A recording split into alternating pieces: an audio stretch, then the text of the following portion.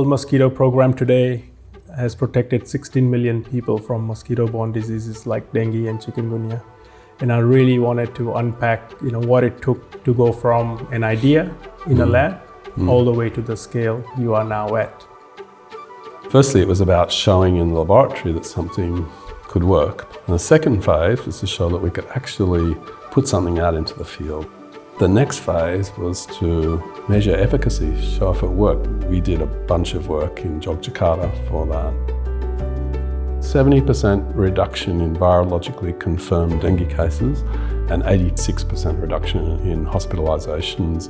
Now the phase we're at now is how do we take that to scale now? And this is where AOP has come in. And it's been, I think, a very fruitful collaboration between our organisations.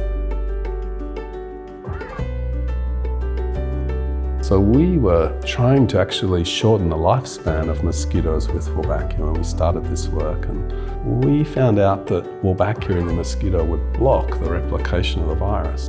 When we had Wolbachia in the mosquito, there's no virus, dengue virus. But not only that, it wasn't just dengue virus we showed it for, but for a whole range of viruses. 17 years ago was that discovery. Yeah, but before that 17-year discovery, we'd worked for 20 years trying to put the Wolbachia, get to that point. Very much an entrepreneurial journey in that you had a lot of belief, conviction that something, will come out, but you just didn't know where, but you persevered.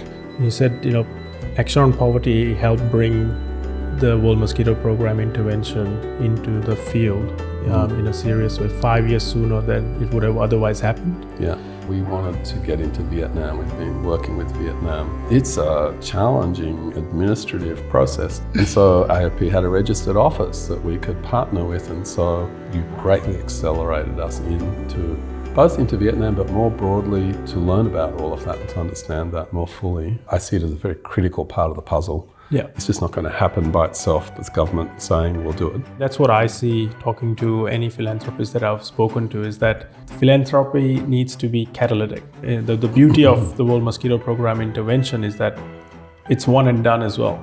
And once you open that door to a certain government through philanthropy, then when the government takes it on, the issue stays fixed. There's not a 30-year lead time before you see the impact. You see the impact within 3 months.